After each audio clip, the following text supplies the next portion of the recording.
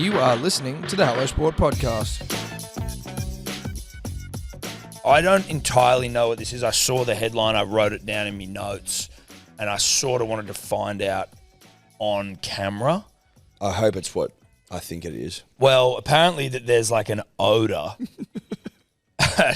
at Canberra's stadium. GIO. And Ricky was talking about it in the post-match press conference. Good odour, bad odour? I think it stinks. Oh, the stadium stinks. Something about GIO Stadium stinking. Really? Yeah. What, needing a good scrub? Or built on an old tip? It's the thing, I don't know. Like, it could be anything. We'll have to find, but some sort of fucking, it's absolute crap. Canberra makes passionate plea for new stadium over stench.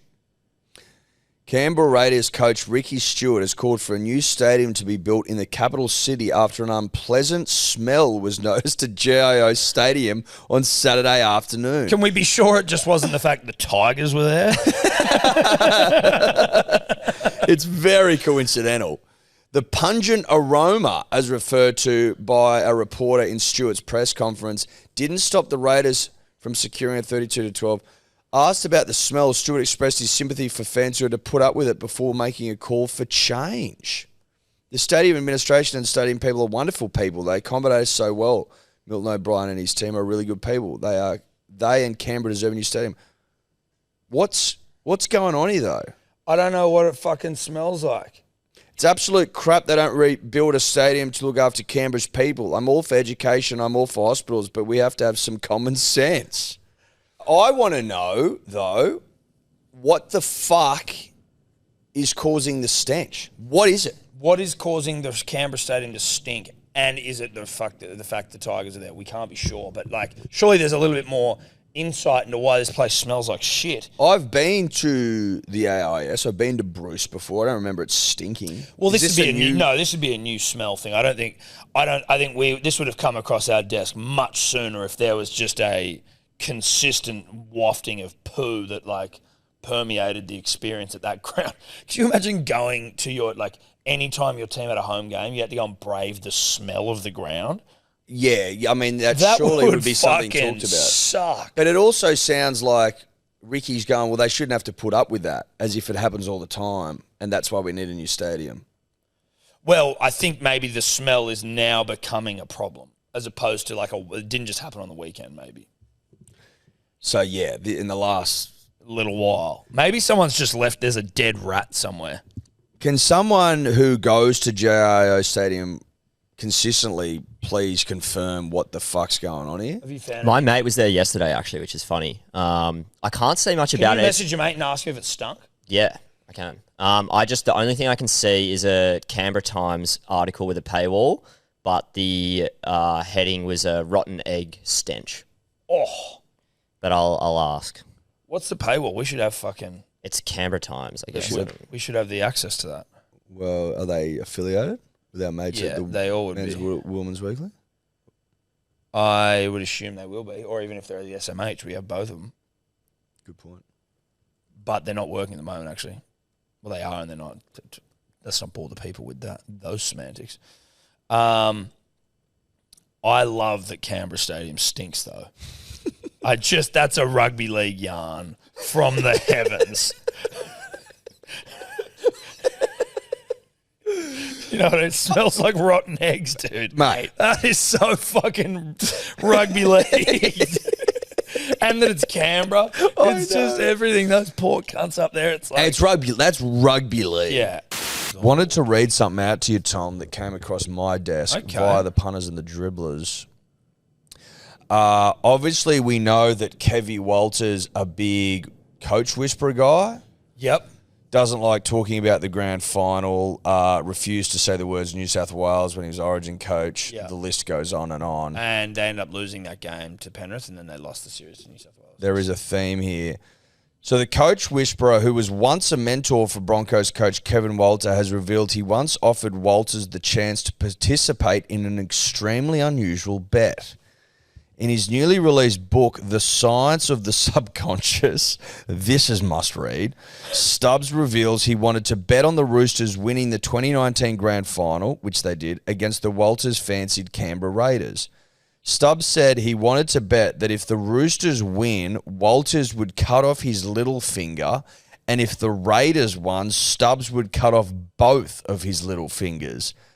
Finger-friendly Walters refused the bet. Yeah, you reckon?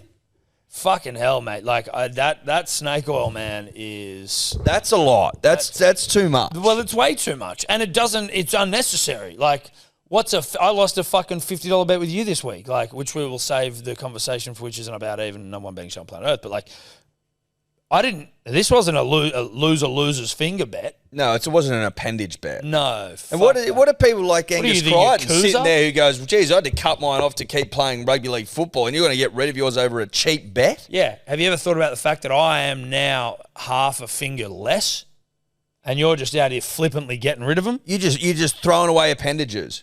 Your pinky's been with you. If you're Kevy Walters, you've had your pinky for 60 years. Well, since you were born. Since you were born, Tom. Since before you were born. And it's played a big role in your life. In utero. I mean, that finger was around for the birth of his children. Yeah, For it was. his wedding day. Yeah. For his first root. Yeah. For his first beer. His first wank. It his was first it was clutching his It shaft. was front and centre, Tom. It was right there. It And was you're just on gonna the get front rid of- lines, It was on mate. the front lines. It was there as your penis went into orgasm. You know what I mean? And you're just going to get rid of it? Yeah. Over a bet with Bradley Stubbs, the purveyor of fine snake oils. And Who this is came up with knots? Dude, people with heaps of fucking free time and no distractions. People without I reckon Instagram. people in prisons came up with knots. No, most of them. dude, when you had no screens to worry about and fucking 24 hours in a day, and maybe like before they invented booze, You'd get to knots. you'd get to knotting. But also, you got to make rope before you. So if you've got the wherewithal to make rope, the time, the concentration to make rope, once you've made that rope, don't you got a plait? fucked if I know. I don't know if you do these days, but like then you get to it, you go like, now what do we do? Now I've got this rope here. What do I do?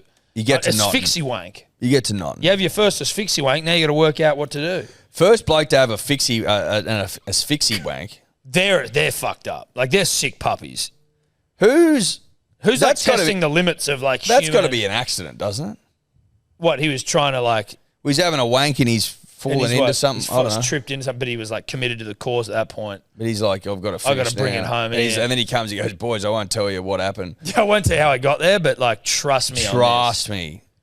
It was Trust first me. used as a treatment for erectile dysfunction back in the 1700s. Choking yourself. Autoerotic asphyxiation. Now that's a sick puppy who's fucking into some shit. What, they're going, hey, look, I know you can't get a boner. Have you Well, tried but you gotta- choking yourself? Shout out to Pilot. But think about this, Tom, pre-Pilot, pre-Viagra, pre all the bullshit.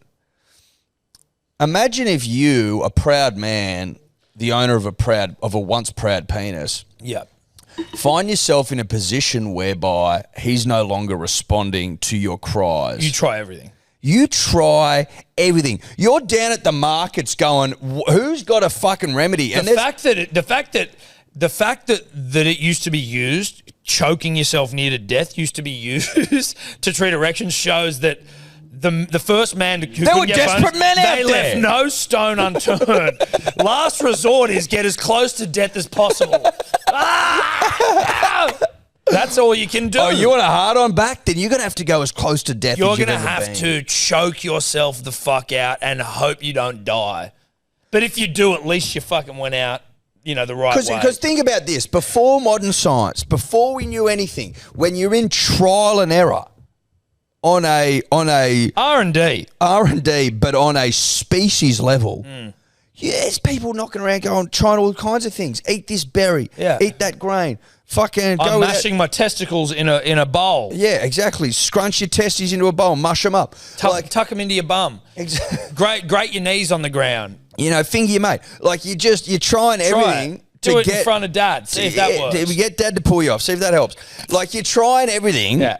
Obviously of age, nothing sinister. No. All above board. Or back then they probably didn't have laws like we do today. You're and 30. they were poorer for it. They should have had laws. Exactly, But but you you're probably don't have 30. issues until you get older anyway. So You're 24 and you ask your dad for help. Yeah. That's fine. You know, that's fine. It's family. It's all good. Back then it was probably way more cool. But you're trying absolutely everything because your boners have abandoned you. Yeah, they have. And you don't know that it's in your head. Or maybe it's not. Maybe you do actually have a physiological problem. Also, but back maybe it's then, probably in your head. they probably also like had much more of a belief in the higher power sort of thing. So you're So like, God's robbed me of bonus. you're praying to the God of hard-ons. You know what I mean? You're trying to, do I sacrifice something to get a boner? Which creates a space for the mystics to come in and go, I have access to the God of boners, and for a huge sum, I will cure you. Yeah. I wonder whether the choking of oneself, obviously last resort, clearly, was born out of frustration. Like where you're just doing it and you're like, fuck! That's it. No, You know? I honestly believe, Tom, that It's a rage wank. It's a rage wank. It's a man who has tried everything. Nothing's He used to working. be a fucking shagger, this bloke. He'd be putting them away 1, 2, 3, 4, 5. Just getting through that work. The whole village. And he was known for it, right? He was the pleasurer. Yeah. This bloke. Okay? He wasn't a tongue guy. He was a penis guy. That was his bread and butter. Well, And he didn't have a tongue. and then exactly, he was tongueless, so he had to put all his passion behind his pen. And he was stumpy too, so he was no good with his fingers. And so at one day that's taken away from him. That man goes to the ends of the earth to regain his mantle, Tom. It wouldn't shock me if the reason that humans left Africa in the first place was man's pursuit of the erection. To try and find it. Well, they always say that it is a little bit misguided in our belief that we are explorers, quote unquote. It's probably more likely that we were looking for something or we were expelled from a group. So either we were bullied out of there or, like Tom said, we were looking for boner med. Yeah. Oh shit, new climate, new sort of, look at what here, what are those in the tree? They're bananas. See if that gets me a hard on. Nut. Oh, fuck, look at that. There's a red berry over there. See if there's killed you. All right, well, good to know. Yeah, no erections found there. Yeah, so cross that out. Like, think of the shit we've eaten, the stuff we've done to ourselves, belts included, to arrive at a point where you can just pop a pill and you're hard as a rock. I mean, that's been one of, I would argue, the great journeys of our species. You know that, listen, say what you want about society, rightly or wrongly, the patriarchy, as it were. It's not surprising that in a male-dominated, I am putting quotation marks here, society, at least at some point, not now, hopefully we're heading in the right direction, driblets, but that boner meds were probably the first thing that we sorted out as a species. As soon as medicine, it was like penicillin and maybe fucking boner meds. That Dom Young with the ripped shirt, you see that? He looked pretty fucking big and jacked. Dude, like, scroll up. He's jacked. Jesus. Shit. Like that, he makes me want to be a man. Or he makes me feel like I'm not one. Can I be honest with you? You see photos like that, Tom, and I'd be comfortable if ripped blokes like Dom Young played just with their chests out. Yep. They've got a bit of shirt around the bottom and it covers your shoulders, but the top half. I mean, they've got the pecs out. It's also just to know, like, that there are only certain people on earth who could ever look like that with their shirt ripped. Like, imagine if you and I got around with a shirt ripped like that, like, just tried to recreate that. How fucking bad that would look. It'd be disgusting. It just wouldn't work. Of course it wouldn't. And the way it's ripped as well. Yeah. So he's just got both pecs out. And his traps. Like, for anyone who is attracted to men, be that man or woman, like, you excuse yourself and you go. You do. and rub You nip one off out. to the bathroom. You do. You have to. You have to. You just have to. But there's like, I mean, you don't get that in, and I'm not complaining here, I'm just making the point. You get a lot of opportunity for this in men's sport. Big, jacked motherfuckers where you don't have chicks walking off a field with their titties out in like the tennis. No, you see less and less, Yeah. You don't get it at the tennis Corner anymore. Kobe used to show a bit. Well, they are attractive. They're like scantily clad, if I can use that term. I don't know what it means, but This is like clad scantily is basically yeah, what it's. but this is like porno stuff. Yeah, this is erotic. Yeah. He looks like he's going to come over to do Fix the plumbing. fix some plumbing. Yeah, Yeah. He's the new plumber. he's the new plumber. He's the pool boy. He's the pool boy. Yeah. And the mum lays by the pool and Yeah, we all know how it goes. nips upstairs, and Well, the he goes up husband's and out. he goes up to say goodbye, and the Sybian's roaring.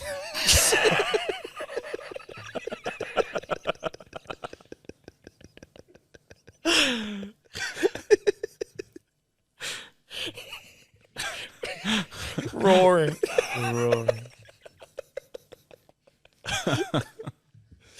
Yeah.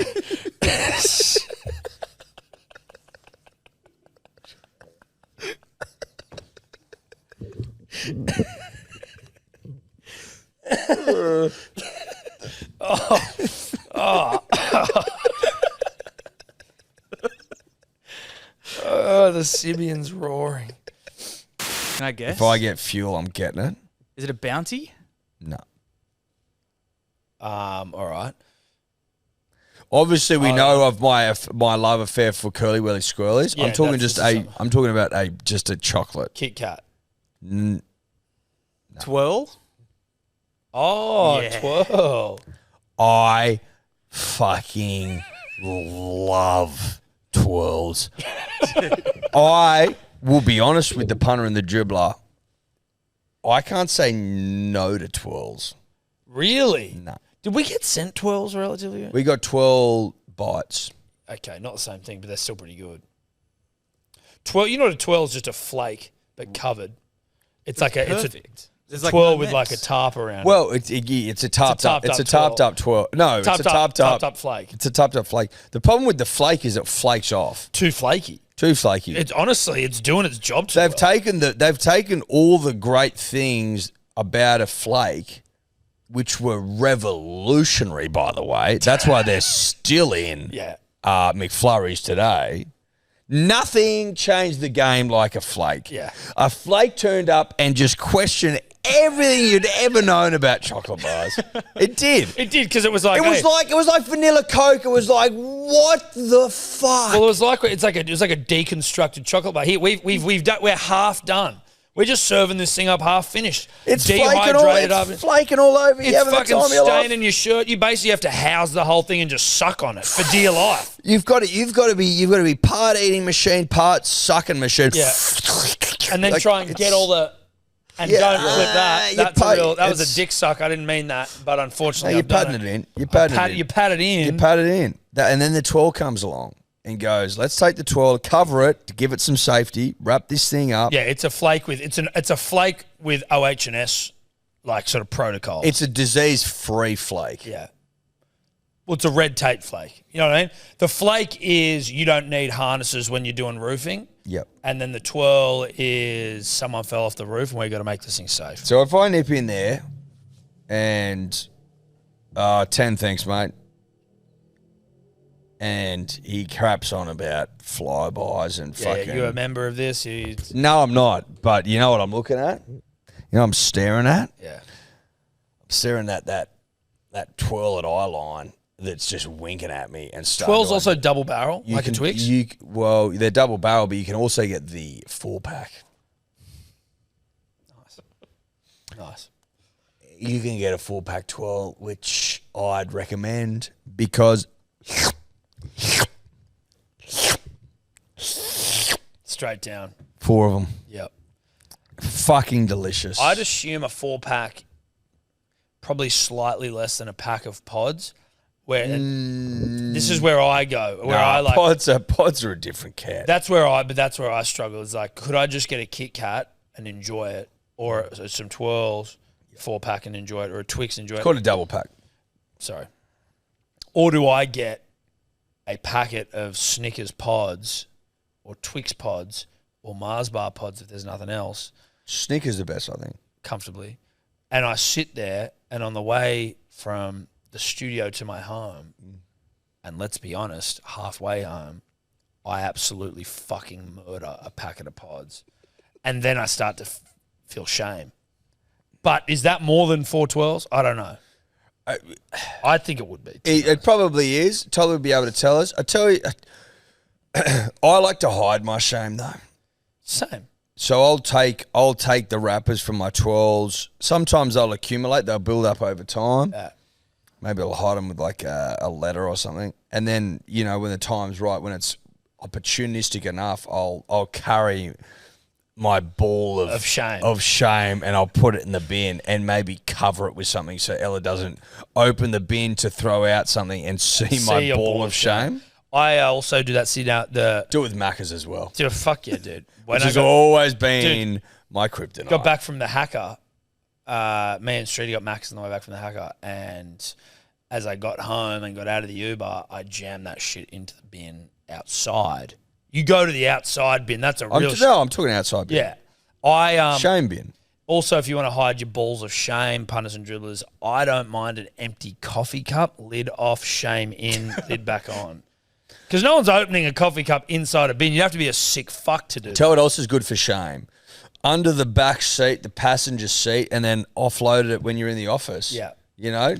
No harm, no foul. I've fucked up with my shame balls as well a few times because... Ella's caught me on show. She's caught me many times, and that's why I'm so careful. Yeah. Until 12 hours ago, we only had one car. Now we currently have no car. But when we only had one car, also makes it harder to hide shame. So if you're getting into your shame work and then you just jam it down the side and then you forget about it, next thing you know, Steph's walking in with a ball of your shame. She's not necessarily throwing the shame in your face, but she's...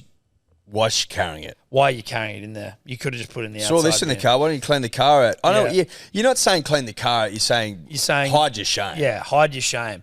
I don't want to see your shame. Don't fucking make your shame so obvious.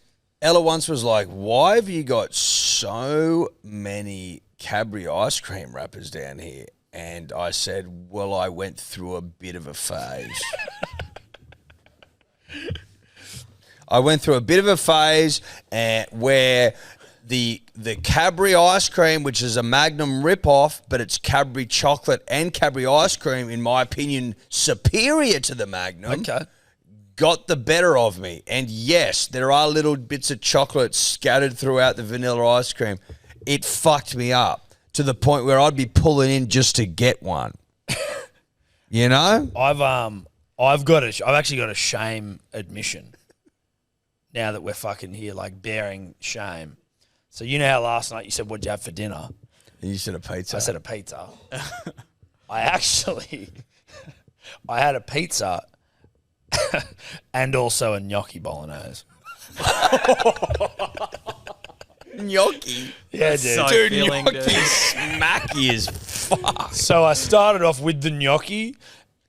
Were you wrapping the pizza around the gnocchi? No. I was eating the gnocchi, and then I was having a bit of pizza, then I had like a sip of red wine, and then I'm having a bit of whatever. No chocky? No, surely. Did I have any chocolate? There was some leftover ice cream in the fridge, but in terms of like, but it wasn't like a real feature of the meal. It was like it was. Well, it was inconsequential to how like disastrous the night was. No, I completely get that. In terms of a shame eat. But if I'm eating gnocchi and I'm eating a pizza and I'm drinking red wine, I need sugar. Yes. Well, trust me, I was searching high and low for some sugar. But so when I get the call at 3 a.m. to hear that there's to hear that shit's going down, I've ordered my Uber. I have 12 minutes, hop in the shower, freshen myself up. As I'm leaving, I see a bag of empty Uber Eats with a pizza box and gnocchi in there. Shame brain kicks in, and I run back in and grab it and then take it out and pop it into the bin. Garbage last night. Shame free. So even under the pump, even under the fucking absolute rugby league pump, I'm managing my shame risk. you have to though, and that's a man who's been caught out more times than he likes to acknowledge, because we've all been there. If you are hiding your shame diligently, then you don't feel it. You only feel it when you look in the mirror. It means you've been caught. Yeah. Anyway. So a bag of Snickers pods is 2.5 times a 4-pack of 12. Yeah. Felt like it. Punters and dribblers, we are brought to you by our good friends at Four Pines. Just the glorious taste of Japanese lager dribbling all over my mouth and down my throat and into my beard and just all over my body on a over your face. on a hot summer's day, dude. Just Japanese lager all over your face. You know, squirting. Just all over your face. Yeah. Japanese And down lager. your gullet, Well, yes. down your gob. Yep. Crisp, cold as all get out. Japanese lagers are the way to go this summer. If you're having beers. Cold and crisp. Cold and crisp. The And Japanese crisp. lager. Turn Japanese. If you haven't tried it, take our word for it. Just try it. Just try it. If you're one of the like 2 people on planet Earth who doesn't like it, that's fine. You go, Yeah. listen, but at least you've given yourself the chance. Correct. So if you go on a bottle-o, get a 6-pack, get a case, whatever. Just enjoy it. Give it a try. 100%. Turn Japanese. Turn Japanese, baby. Come on. Come on. And let us know. I just need to stop what we're doing for a second, Edward. Stop, drop, and roll. Stop, drop, and roll because Ned's is on fire.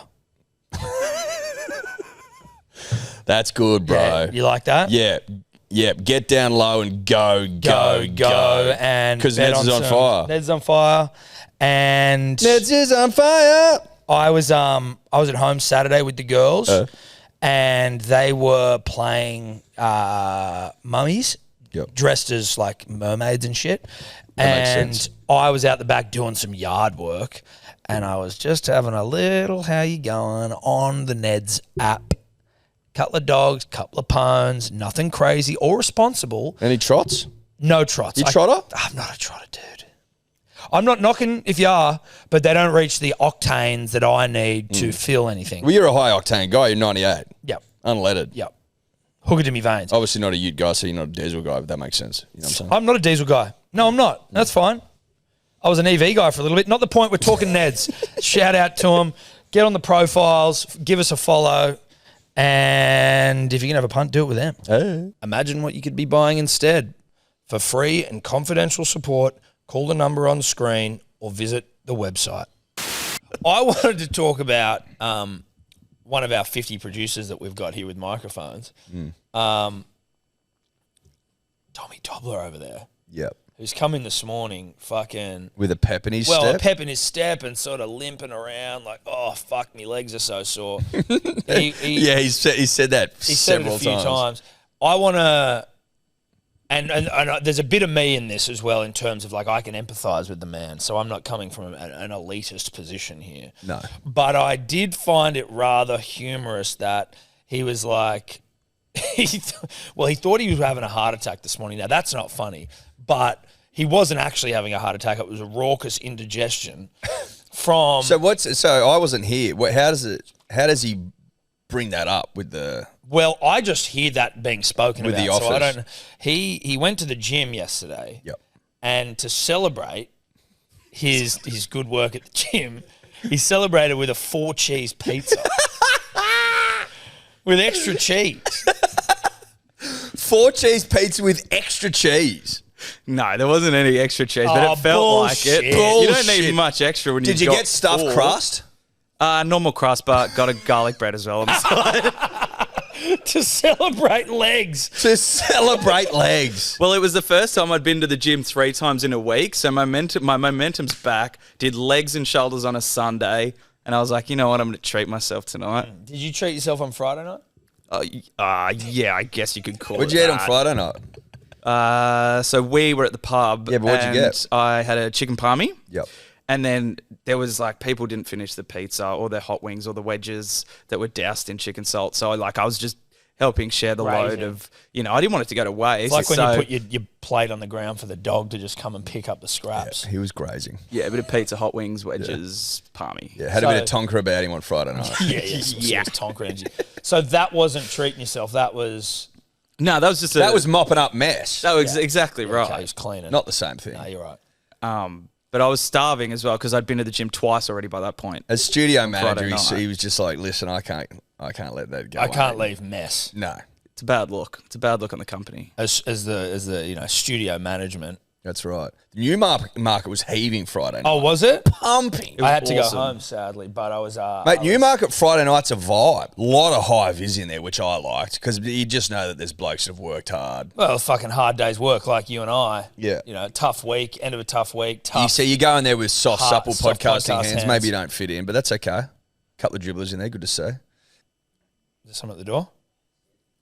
What's that? Who's that? Hello? Who's that, Totes? What do we got, Totes? Delivery?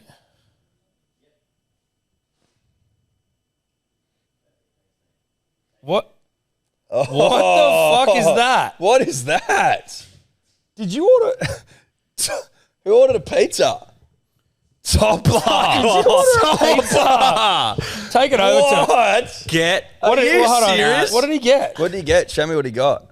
Domino's. It better be. Not an ad. Did they put enough cheese on Oh it? my God. Yeah, Can you get it on the camera? Show the camera. Tobler. Oh, wow. I scheduled the delivery for after the podcast. Are you This is so serious, embarrassing. Oh, it's come early. This is so embarrassing. Oh, it's come early. Tobler. Oh, the heart attack special. The heart attack Oh, special. man. The four cheese. The four cheese. What is wrong with you, dude? Oh, it smells fucking good. That's it smells dank like a for a heart attack Monday, at 4 bro. o'clock in the morning. Have a piece. Have a piece, mate. Come on. Rightio. Tobler. Jesus, mate. It's not lunchtime yet, bro. It's not, it's still this is still intermittent fast territory. No, I know. It usually is, but you know, I must be withdrawing from you all the did- four cheeses yeah, leaving my you body did from legs. last night.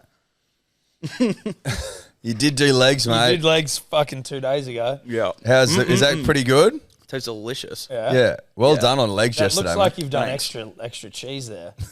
It does look very cheesy. I'm disappointed they forgot the cheesy crust as well, which is always nice. right. You know, at Domino's. Yeah, I didn't know that was an option. Not an ad either, by the way.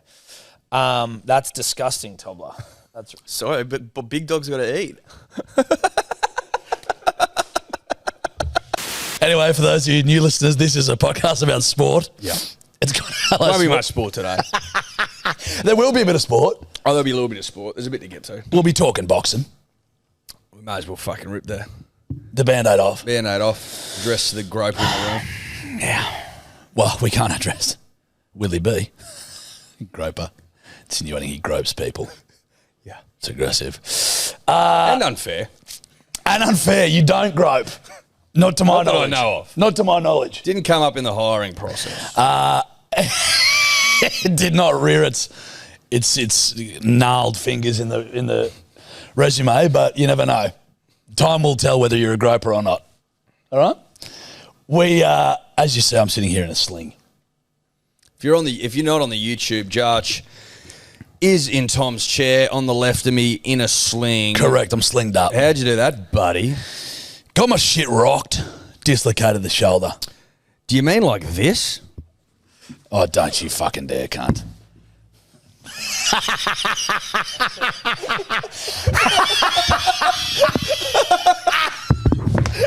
Like this This cut.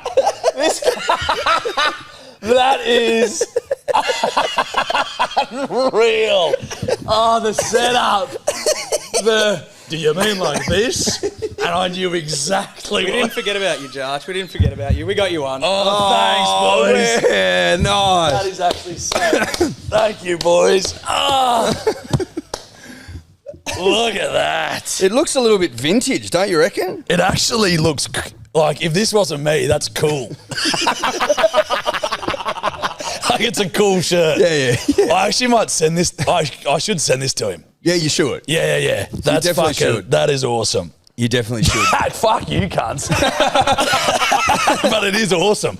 I'm so split. You can thank your good mate Baz for the footage, because otherwise there's no footage like that. Don't worry, buddy.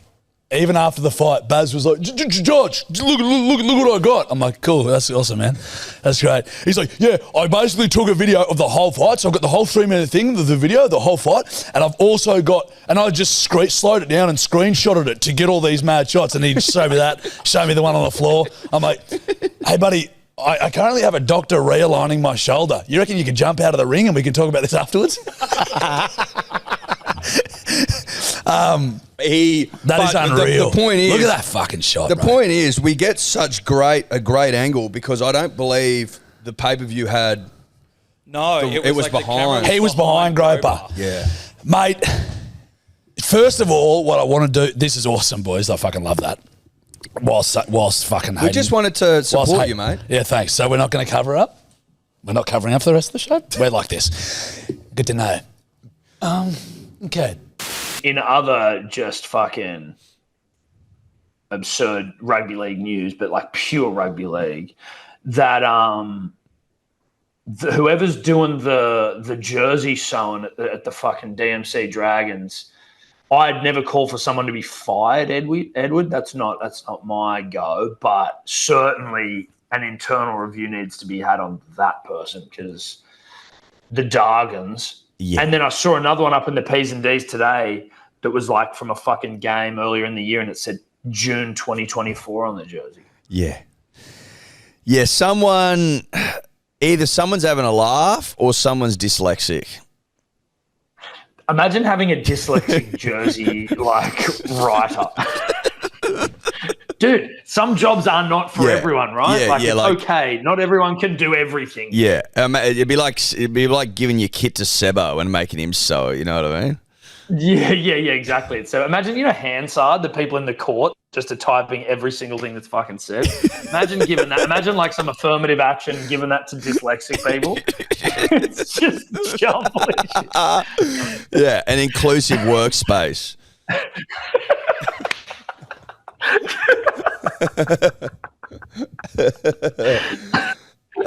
You're watching them type. You're standing over the shoulder performance, and they're just smashing the fucking keyboard. It's just nonsense, utter nonsense. People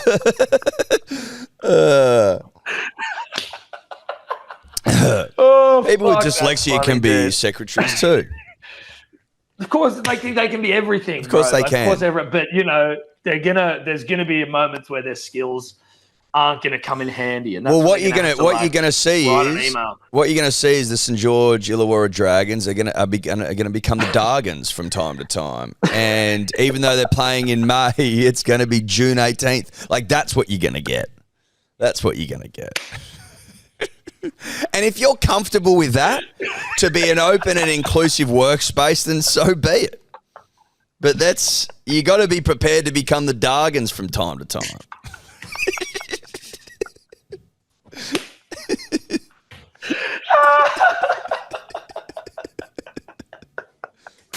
But okay, you know how I was asking you before if Scorsese tapped on your shoulder and we're talking about would you step up and deliver?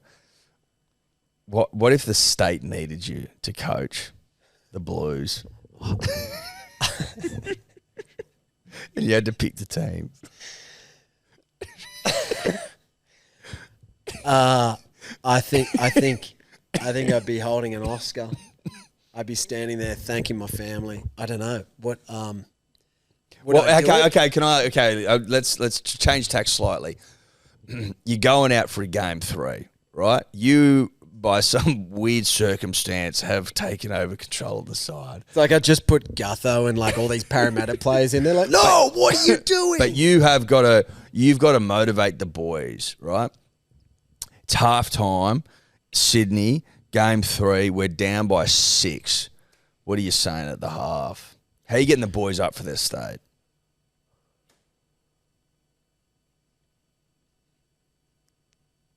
You hear that? That's the sound of nothing. And that's what you guys could be in a short 40 minutes. Nothing. You can just orbit your way around the planet like a fucking pointless moon. Or you can be someone. You can be discovered. You can be a fucking sun. You can have some fire in ya. And you can go out there and you can shine your light on New South Wales.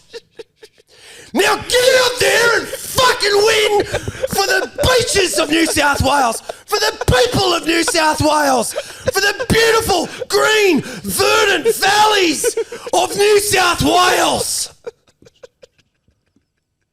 Now, what are you going to do? You're going to get out there and be nothing? I don't think so. Gentlemen, it's up to you.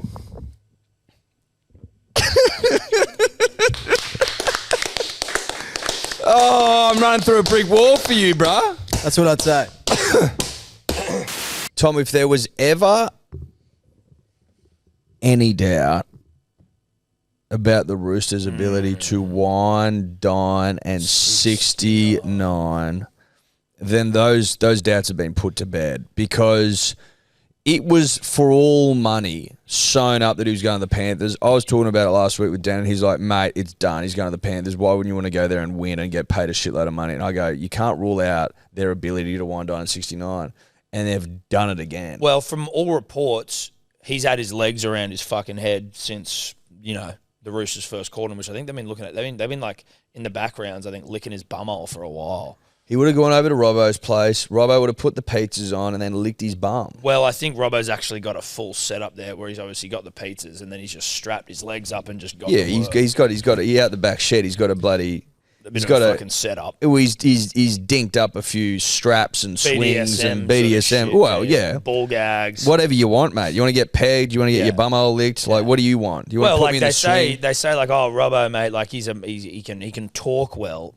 Sure, the tongue's involved, but there's very little talking. Yeah. Well, have you had a Robbo Remy before, mate? No, well, I haven't. Otherwise, I'd be playing for the fucking Roosters, mate. We'd be supporting them. Which ain't happening. That's the power. You'd have to. That's the power of the tongue. You'd have to rimmy me within an inch of my life to get me to fucking near to death to get me to. What I'm saying is, based on what we've seen from a recruitment perspective, let Robbo near your rim. The golden tongue, they're called. Right? At your own peril, because you'll end up doing things that you do not want to do. Yeah. And the golden tongue. The golden tongue, right. Where he'll tickle that butthole all the way into a signature. You didn't even know what you're doing. Yeah. But the thing that You'll squirt. Which he likes.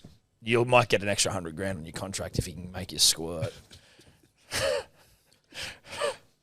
That's what we're hearing. Well, that's what we're hearing. We're not trying to be crass. No, Listen, I didn't come crass. I didn't come here today to be crass, punters and dribblers. Know that. It's not my MO. Nor mine. But if you are imagining right now, back in the back shed of Robbo's house in the BDSM cave. You're strapped up. You're in the swing. Legs, again, like it's probably a little uncomfortable unless you're as flexible as David is. But your legs are strapped behind your head, and you've got the blonde hair of Trent Robinson. That's all you can see down there between your legs as he gets to work. Next minute, you're squirting. Next minute, you're squirting, and you're up in the box with Politis. That's right. And now you're playing for the fucking Roosters. Playing for the Roosters. On less money than the Titans. This is the thing, though, with the Titans, and shout out to Gordon Tallis, friend of the show. He's like, why would you go, if it's about money, why would you go to the Roosters? If it's about premierships. If it's about money, you stay at the Titans. If it's about premierships, you go to the Panthers. If it's not about either, like, why are you going to, if you're saying it's about premierships, why are you going to the Roosters? Yeah. I'm a bit like, listen, dude. If you're getting $1 million from the Titans and you're getting $800,000 from the Roosters, it can still be about money. It's just about a little less money. It's still about a lot of money. It's just about a little less money so that you're not playing with, respectfully, a shit club. Well, Dannon's theory, though, was that the Titans didn't extend, that there was an option in there for them to take him up as well, and they didn't. Which wouldn't shock me either, because, obviously, because we've not heard anything from the Titans being like, we want to keep him. No, like, none of that.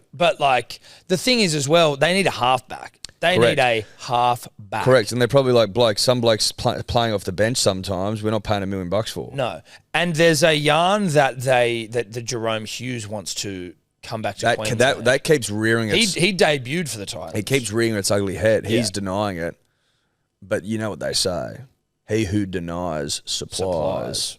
Where there's smoke, there is fire. So whoever smelt it, dealt it. Do you want to be a part of a dynasty and just a footnote part where you come in, maybe you win one comp, maybe you don't, maybe you do, in Penrith? Or do you want to come into a club like the Roosters and try and ascend the mountain on your own terms with a side? which is exactly what Robbo was saying to David as he was in the swing getting his bum over. Well, he'd come up for air and go, do you want to climb the mountain yourself? And then he'd go back down. Yeah. Come up for a wipe and a sip of water. Do you want to come be part of the legacy? And then go back down and just tongue away. Yeah. Come up for a sip of Shiraz And then David goes, yes, as he squirts. as he squirts all over him. That's how it happened. That's Allegedly. Like, that's what we're hearing. That's what we're from hearing on our the sources inside of the game. That's right.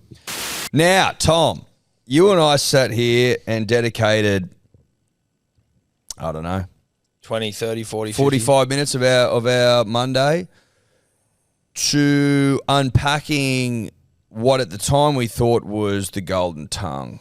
The golden tongue belonging to one Trent Robinson, Roosters coach. We had been led to believe, based on previous gets And also some inside knowledge. and inside whispers, that old golden ton Trent Robinson could wind on at 69 like no one else in rugby league. It has developed, as of this morning, that David Fifita, yesterday morning, if you listen to it. Wednesday morning, our time, has backflipped on the Roosters, backflipped on the golden tongue, Yep. got cold feet, the coldest feet of all time, and said, nah, brah, I'm staying at the Titans on a 3-year deal. Yeah, I think so. Like $1 million a year, 3-year deal. I think so. There we go. If you're Dave Fifita's missus, I'd be very if he proposed to you, Oh, yeah, alarm bells. I'd be like Not a big commitment guy. a commitment phobe. He wouldn't like commitment rings. No, he wouldn't. He wouldn't like commitment rings. He wouldn't like to commit to anything, right? He probably doesn't like signing well, I'm surprised he likes to sign contracts generally. But you're going to buy a house, you're going to get a mortgage, you're going to get a bank account. So, listen, I want to read out what the Roosters released. This is their statement. And I just want you to close your eyes, punters and dribblers, if it's okay with you. Put your hands down your pants. Close your eyes and think about golden tongue Trent Robinson penning this letter after giving one of the great rimmies all time, only to be denied. Well, the taste's still on his tongue. He's still got bumhole on his lips. The Sydney Roosters have withdrawn their offer to David Fifita, despite his management making the initial approach to the club and Fifita personally informing the Sydney Roosters chairman and head coach of his intent to join the club last Thursday, Tom. Fifita has since expressed doubt about his decision. Yep. Consequently, the club has elected to withdraw its offer with the view that it is in the Roosters' best interest, Tom. The club wishes Fifita all the best. I've got to be honest. Very passive-aggressive at the end. It's got a little bit of litigiously. Hadja Patel is telling the Tigers he doesn't want to fucking sponsor him anymore after they were like, yeah, we already don't want to. Reeks of a breakup letter after you got dumped, bruh. It reeks But of- in this case, you got, nah, bruh. Yeah, it's almost like you licked his asshole so hard into So him. clean. So clean. Like you could eat off it. Into him go. And as we said, we did say this. Put it this way. We said Trent Robinson can lick your ass so well that he can make you do things you don't want to do. Now I'm wondering. You here- did say that. I said that. I'm wondering whether the hypnosis wore off and he went, wait a minute. He came and woke up. He came all over himself, woke up. And goes, holy shit. I don't want to go to the fucking Roosters. I don't want to get a Bondo where house prices are twice as much. Where the cost of living pressures are what they are. I'm getting paid less. I may as well stay on the Goldie. Are you suggesting this might be a bad case of the post-nut regret? I think it is, dude. Post-nut clarity. Post-nut clarity. He's signing any contract you put in front of him while he gets his bumhole licked dude, clean. listen, while you're in the throes of passion, Yep. I'll sign my life away. Yeah. Anything to get that nut off. You can convince me to do absolutely anything if I'm in the throes. As soon as it wraps up, so to speak, as soon as Robbo tongues him into submission, Oh, I've woken up. So he's enjoyed a beautiful couple of glasses of red, I'll assume. I'd say so. He's had 2 homemade pizzas. wood-fired pizzas. Yep. So With whatever topping he chooses. So he's full. Yeah. and- Satiated. And he's satiated. Then he's had And a little bit pissed. and a little bit tipsy, so he's feeling it. Well, you're easy. So your tipsy's like the perfect horny temperature. You're horny as fuck. Yeah. Let's not beating around the bush. The kid's horny as fuck. He then gets one of the great roomies all time. Okay. At which point he signs a contract with the Roosters. Well, he's signing it while the tongue is touching the bum. Well, of course he is, Tom. They know what they're doing. He comes to in the Uber on the way home, satiated and Pleasured. I was going to say dry. Well, he's towel. I was going to say empty. And has a moment of clarity. serene clarity. Yeah. Where he says, I don't like the Roosters. I don't want to move to Sydney. All my mates are in the Gold All my Coast. mates are in the Goldie. Families I'm in a the Gold Coast. Queenslander. I'm a Queenslander. I'm My not missus going. is up here. I haven't run this by my missus, whose family's around the corner. The kids are in school. We're loving our life. I'm fucking playing golf every day. I'm living on the Gold Coast. Life's good, pretty chilled, no expectation. I'm still making all the rep sides. I'm making all the rep sides. I'm getting paid out the literal wazoo. Yeah. I don't give a fuck about winning comps when I'm winning shields. And Dez's tongue ain't that bad. It's not that bad. It might be better. Dez'll do. Listen. Dez'll do. Next up, Jason Demetriou. Now, I just want to stop before anyone says anything here. But if you are a Parramatta Eels fan and Jason Demetriou...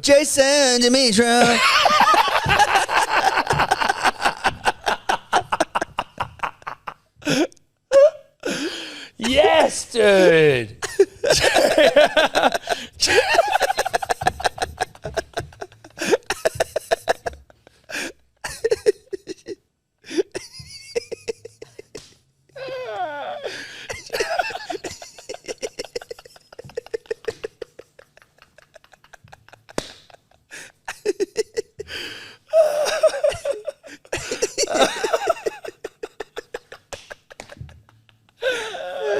Jason Demetriou. Oh, dude, that's him forever now, man. Punters and dribblers, big old Boxing Day sale for some big day rosé, baby. Oh my God. I've got 2 bottles chilling the fuck out right now in the fridge, Tom. I'm going to pound some with oysters when I come back from the beach. It is rosé weather. Yeah. It just is. Go outside if you don't believe me. Look up to the heavens and tell me it's not fucking rosé season. This is as good as it gets for rosé in Australia. And because we're sluts for a sale now, and because Boxing Day starts on Thursday, we're going to run a Boxing Day sale. Just because it feels like the right thing to do for proud Australians everywhere, Tom. Yep, that's right, Eddie. So 20% off. Code BOXING. Yeah. Boxing gets you 20% off. Boxing.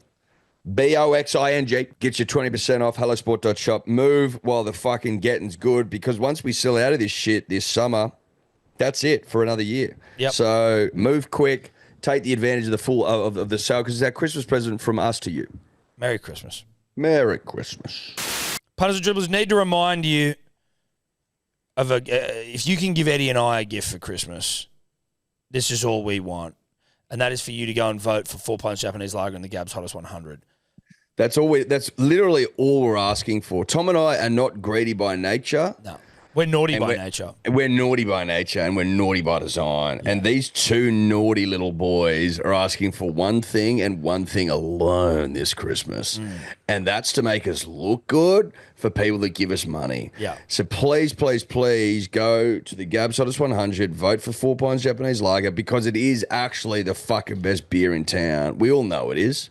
If you've tried it, you know. If you haven't, you're a loser. We're calling on punter power, right? And we've done it over the long storied history of this podcast, which many of you have been involved in. We have found our way to make punter power work for us all.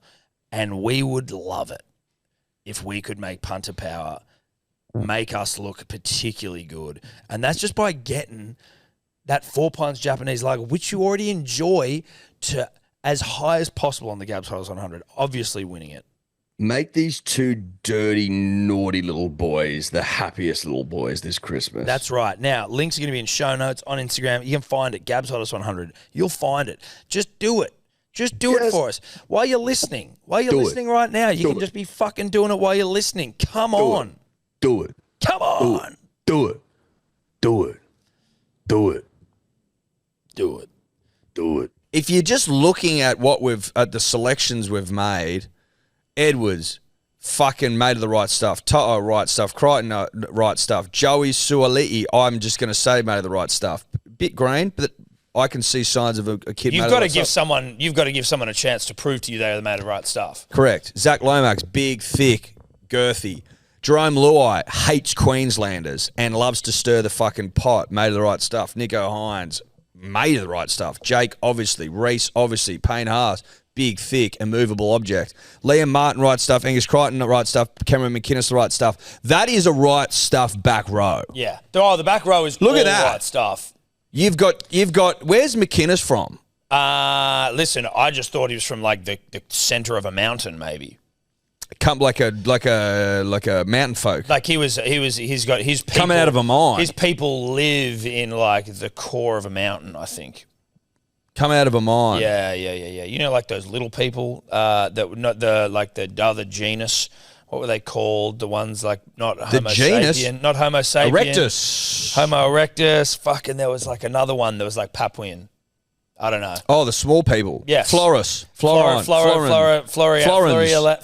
florens. Where's he from? He's from Sydney. Whereabouts? He played junior football for the Botany Rams. Right, so he's just around the corner.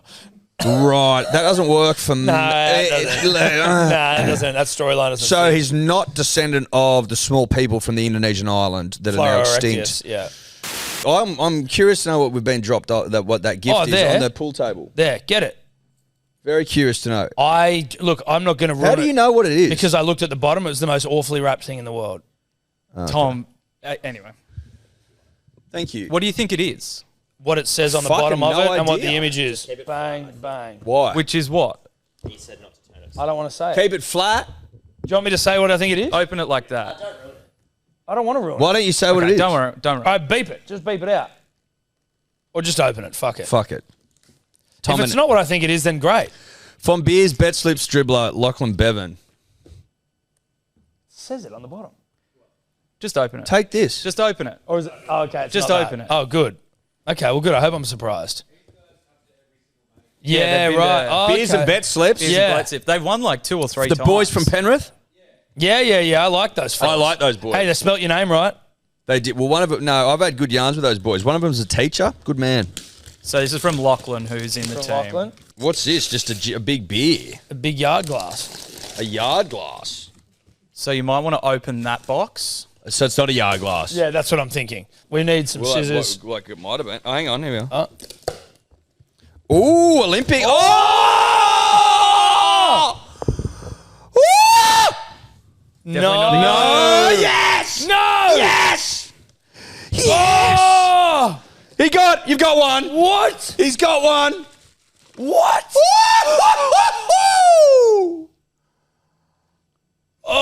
Oh, dude. Number Bro, look at that. 188? 888. 888. Give me a Look hole. at that. Don't tell me that bitch lights. Oh, we'll light it. It does, but there's a bit of a process to Watch light me it. light a cigar, Bro, with that motherfucker. Bro, look at this thing. Look at it. Give me a hold. Fuck yes. Does it feel- Kathy. Oh, bro, it feels legit. Oh, that's legit. I was dude. looking. It says yard glass on the bottom of Punter Drillers all day. I'm going, fucking, it's a yard glass. This is easy. Wow. Guess who just got a baggy green? Guess who just got a fucking baggy green? Now, is there like a certificate of authenticity? He hasn't just knocked this up. There's no way. It just he has. wouldn't be the Olympics without a flame. Best gift we've ever been given. It's not even close. No, that's it. It's not even close. That's it right at the top. It's not even close. Look, it's even got burn marks on it. Who ran with 888? Just out of interest. A girl named Kiki who said that she was the youngest runner in the Oh, torch. yeah. I Really, like I haven't that. been able to find any information on Kiki, but shout out to her. So, Lachlan, Lachlan Bevan. well done, mate. Well Welcome. done, dude. I'll say this, Tom, if I could. Dude. Can I say something? Yeah. Really tough if you're following Lachlan Bevan. Yeah. Because I just got an Olympic fucking torch from the Sydney 2000s, and you used to just have to give me a used, dirty, stolen New South Wales fucking cricket vest. Yeah. Now you got to get us a Sydney 2000 Olympic torch. You know what? This is my favourite thing I own. Yeah. It's not even close. No. We got to get that mounted. Or you can be Stephen Fenton, who promised us Andrew Bogut on the podcast and never delivered, and we gave him a baggy grain. That's how. It's like, Is that what he got? It's the equivalent of like, remember when people used to pay like Dude, 10,000? I want to take it off him. No, you remember when people used to pay like 10,000 Bitcoin for a pizza?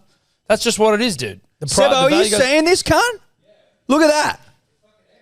So sick. That's the coolest thing Yeah. I've ever seen in my life. I'm so shocked and so pumped Yeah. that that's what that was. Honoured and humbled and humbled and honoured. Okay, lad, I've been thinking.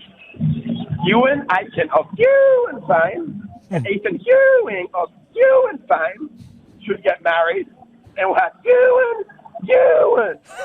Think about it. Thanks, bud. Ewing? That's a great point. Well, or Ethan can just call his son Ewan. Yeah. Ewan. Ewing. Ewan. But is it Ethan Ewing?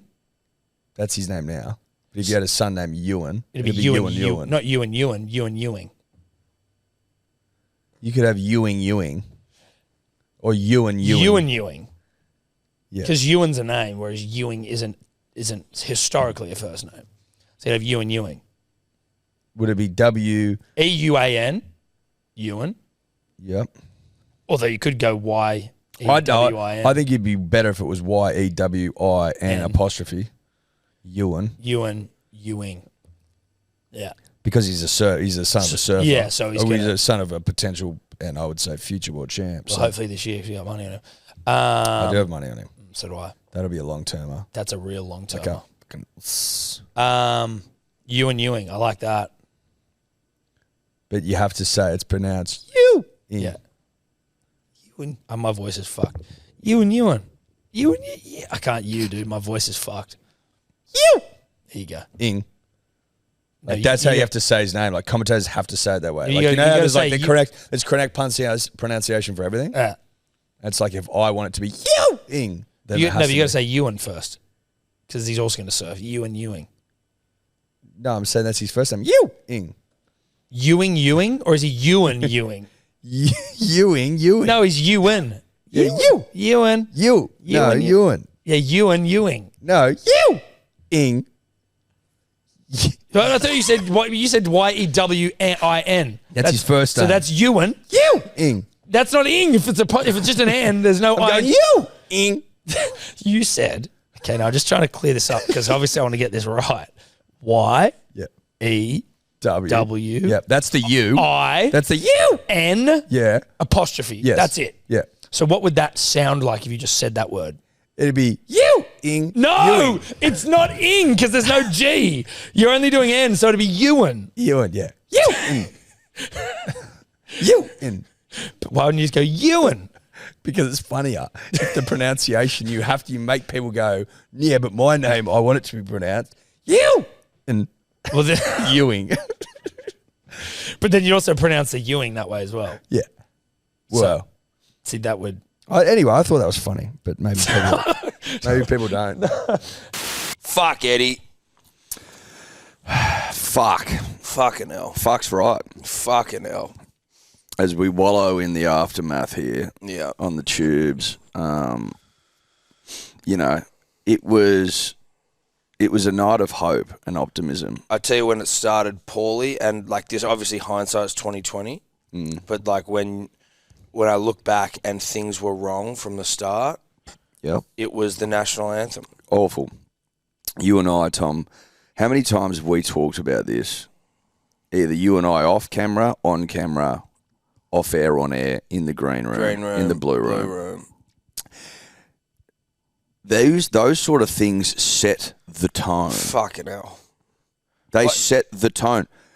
Are you telling me that Joseph is put into the right headspace off the back of that song. He was probably rattled from it, to be honest. 100% Now, I mean, you could argue that he plays for fucking Samoa and the Anthem may not have meant that much to him, but I'm not going to say that. But he's still Australian. He's still Australian. He's still Australian. He's Australian, but he's going to get played for the Wallabies. He's Australian. But like, what the fuck are we doing with that? Now, I will say this: the guy's suit was fantastic. The suit was cool. Listen, but that's not. If you're here to sing the anthem, you fucking idiot. Stop doing some fucking Angus and Julia Stone folk rendition. Like, what are we doing? Luke Bracey, friend of the show, handsome devil. He made a great point. He said, "This isn't your fucking Triple J Unearthed audition, cunt. sing the fucking national anthem." You're not trying to book gigs here, bruh. What are you doing, dude? This isn't you fucking in front of a few punters down at the Marley or whatever fucking live music venue there is in Sydney that no one knows. I wouldn't be surprised if you saw him with a few CDs sitting at the fucking base of his feet. Fucking definitely. He had his guitar case open and he was trying to... 100%. That cunt thought he was busking, mate, on the biggest stage. Not the time for it, mate. It's not the time for you trying to hock your lame CDs. We're about to fucking go to battle here. This is Origin, this mate. This is State of Origin. Get John Williamson. I don't know if he's still with us. If not, may he rest in a heavenly peace. Like, find someone. Fucking get Delta back. She's in the Maldives doing something. And fly her over. Delta can sing, mate. She can sing. She can sing. Get him to belt the fucking anthem out. Sing it right. Don't put some weird tone changes on it, key changes. Sing it the way that the fucking, whoever the freaks were that invented it intended. I completely agree. And the more I think about it, the more I think that was that bloke's like a version. It was. He took the anthem. It was him. And he fucking butchered it. Mate, listen, Triple J on Friday morning like a version of the national anthem. He should be shot. Everyone's like, why do we lose? Like, it was Suoliti's send-off and Ashley Klein's in the fucking gun barrel. Don't you worry about that, punters and dribblers. We're coming for that bald cunt. But we're moving through it. We're moving through them systematically. We've got to go. This is us clearing a building of potential, terrorists. And on the ground floor, we start at that piece of shit who sung the national anthem. Correct. Now, with respect to you, sir. Correct. Tom and I are SWAT. Yeah. Great movie, and shout out to it. Colin Farrell. LL Cool J, I think, maybe. Possibly. Maybe not. That may be NCIS. Could be a completely different thing. Could be a TV show. Not the point. So we started really poorly. And it didn't set the tone for anyone. I wasn't at the ground. Obviously, we're doing the live stream, critically acclaimed. Yeah. It must have been flat out there. Yeah, dude. Anyone who spoke about that live national anthem is like, that thing was a pile of rugby league shit. Now, I don't want to turn, because I'm still on level 1 here. Yeah. But part of level 1 is also Channel 9 or the NRL. I'm not sure who books the Busker to perform his like a version national anthem. Mate. But apparently another Who friend of the booked show, the Busker? the Hitman, he said that it's like it was a cross promotion for like some sort of musical that's in town. And then my God. Yeah. Is that the time? That's how little respect they have for the sanctity of State of Origin. Is to get your grubby little thespian hands off. This isn't the time to peddle the your pinnacle wares, of rugby league. Stop pushing shit on me, right? This is the national anthem. The other one, and again, it's in our chat group. The one that the name is inappropriate to mention. They did this a couple of years ago. I forgot about this. And if we can get it up on this TV right next to us, it'd mean a lot. Annie. You know that little red-headed fucking movie, the chick is a little redhead, Annie? Yeah, the red orphan, the redhead orphan. I was trying to think what happened to her. Apparently they once trotted her out, an American kid, to sing the anthem. Oh, and God. I saw photos, but I almost am like, it's too shocking to believe. Well, surely we learn our lesson then. We don't learn our lesson, You would have thought, What's next? Are we going to have fucking Magic Mike out there? You know what I mean? All the boys shirtless, stripping.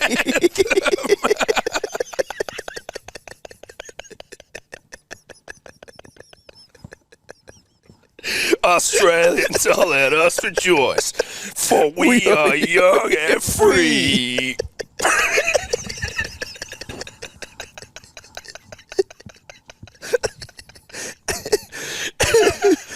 Mate, you'd have all the Sheilas dripping, but fucking hell.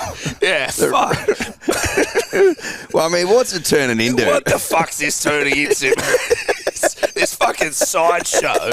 It's the fucking pinnacle of the sport.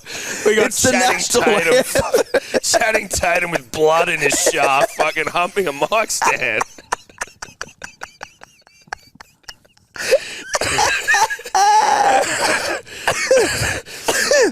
Not what the diggers died for. No. They'd be turning their grave. Fucking oath they would. You've existed in a Wayne Bennett world. Got you a comp in 2010. When you see the Dolphins doing as well as they are with the cattle they've got, is that just Wayne Bennett at his very best? 100%. Like, what? He is a freak of a coach. Yeah. Like, he is a skeleton and still... Well, he's definitely a skeleton. Yeah. We were saying he will die in the saddle. Well, there's two blokes who will die in the saddle. No, there's two people that have been consumed by the game. Wayne Bennett and Phil Gould will die in the saddle. But only one of them is in the coach's box, and Wayne will be there, and he will be like... But Phil Gould will die. He'll die at 100% footy. He'll die at 100% footy. Yeah. But Wayne will be in the middle of the game. Chinese restaurant. The hammer, Doing a deal. Yeah. the hammer's going to get a runaway, and then it'll be like cut to the coach box, and Wayne will go.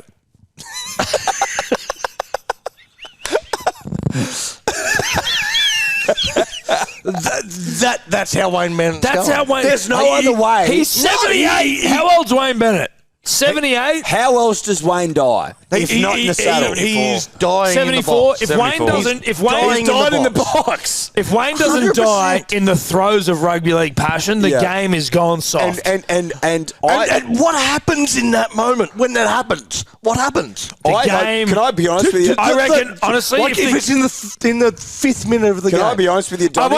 wonder whether Wayne's got like a in case I die mid game like necklace. It's like keep playing. Like these are the plays I want you to play. Like if I'm to die, I like the nuclear codes. like if I was to die mid game, this is what I want you to do. And then after that, obviously, give me a state funeral. Can I be really, really selfish, boys? I want Wayne Bennett to die in the box at Brookvale so it's heritage listed.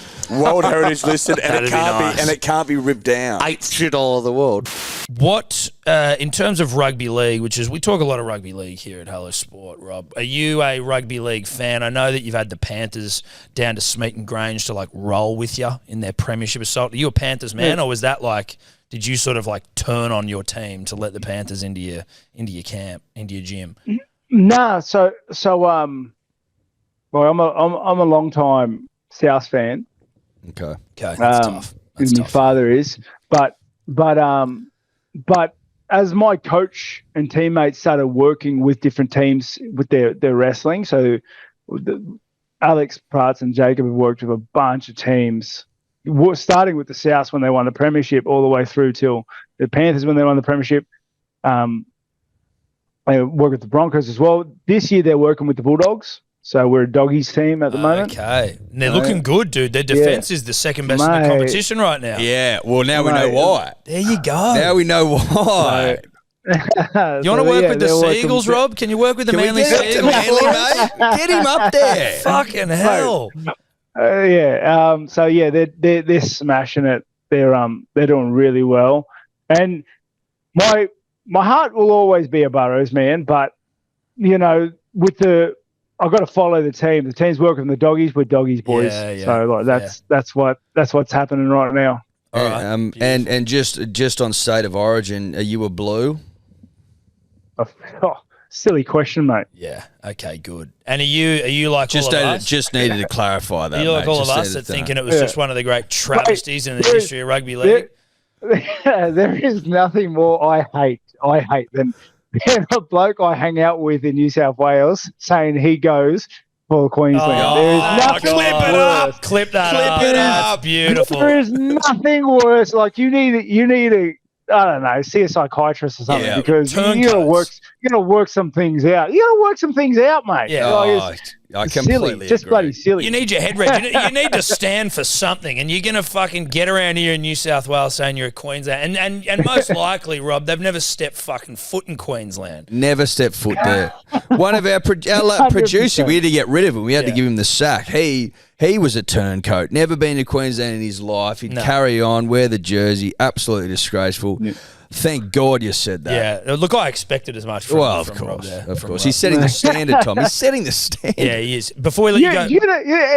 It's almost as bad as like blokes that live in Sydney that go for the Broncos. Or it's the same for thing. Melbourne Storm. Oh, the Storm. Wake up to yourself. What are you doing? Wake up to yourself. You just, what are you doing? What are you doing? Like, have some self-respect. Do you see how we see you? Do you understand how the world views you? You're a fucking turncoat freak. You're a fucking disgrace. Yeah. Couldn't agree more. No, mate, please. We've been needing to get that off our chest. That was it. It was important I heard that. Mate, thank you very much for taking the time for a yarn. Just quickly, what games are you playing to sort of unwind in fight week? What are you doing?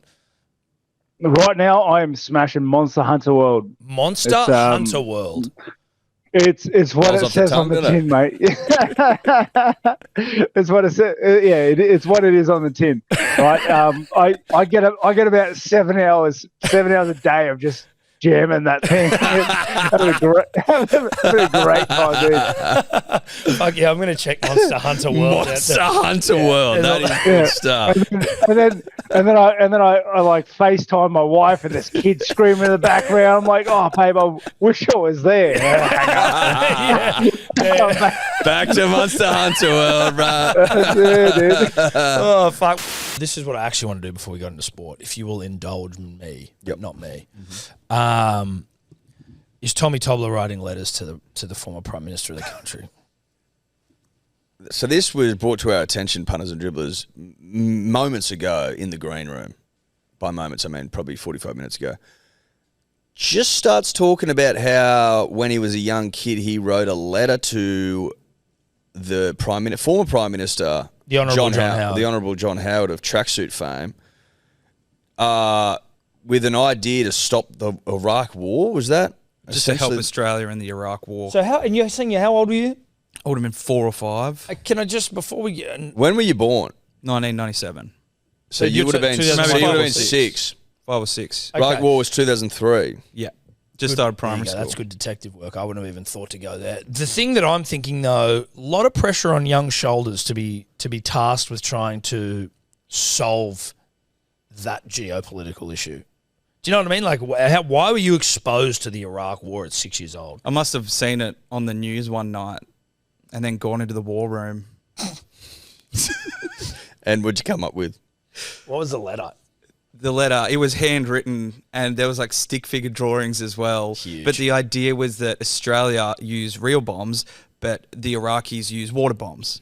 And so that way we'd have a better chance of winning the war. You'd want to win that one. You'd want to win that Right. war. And you wrote that. I wrote that. With stick figures. With like a stick figure drawing down the bottom and send it off so to you said, hi, Johnny my name's Howard. Toby Tobler, and I think that the way we're going to win this war is if we use real bombs and they use water bombs. Sincerely, Toby Tobler. Sincerely, Toby Tobler. And then did the Honourable John get back to you? He did. I can't remember exactly what he said. I think This is the dumbest fucking idea I've ever heard in my life, kid. It was something like, thanks for your insight. Fucking, I need you sitting next to me, mate. Yeah, I need you in my fucking war Cabinet. room. Yeah, I need you in... Yeah, get off school, mate. We need you here in the war room. Minister of Defence. Yeah, it was some long-winded letter, like probably just a cut, copy, paste from his assistant or something. Probably. Well, when I was 6, I thought it was the real Johnny Howard. Of course you did. It might have been the real Johnny Howard. Listen, you can't rule it out. You can't rule it out. But he did get back to me. But I don't think he took my plan. Well, you didn't. The thing that I'm disappointed is that you don't even remember what he said. Well, no, forgive me. It was 21 years ago. Right, but like, you know, if the Prime Minister of the nation gets back to you after you send him through some you remember what you said? Just from how great of an idea it was. Does your mum still have the letter? I think we'd be able to find it at home. Did he send the letter back to you? No, he sent his own letter. A letter. So we're asking, do you still have the letter from John Howard? Great Surely. point. Yeah, surely. I'll have a dig but around. not the letter from. Well, that not was the sent letter to he John, wrote. so No, he would have to exactly. send it back. That should be almost more offensive. Well, it would imply he didn't get it. Or he just went, thanks. No thanks. Did you ever write letters and shit to your parents as a kid? Probably. None that you remember. No. Willy, None that stand out. I won't say what Willy B's letter was to mum and dad, but it's one of the most vile, fucking abusive letters I've ever read. Like even now, he was for some. Do you remember what you were in trouble for? No, I just reckon I remember being grounded and then I ran away. I'll sort of try and paraphrase it. It was found like on his bed. I didn't know where he was, and it was, Mum, fuck you, you bitch. Dad, fuck you, you redacted. By the time you read this, I'll be halfway to Sydney. P.S. I took the tent. P.P.S. redacted. And what was PPS? You can't say say to me. Can I beep it? Okay, you can beep it. Yeah. I'll read it again and you can just beep it. And you're going to have to like cover my mouth. Yeah. Mom, fuck you, you bitch. Dad, fuck you, you By the time you read this, I'll be halfway to Sydney. P.S. I took the tent. P.P.S.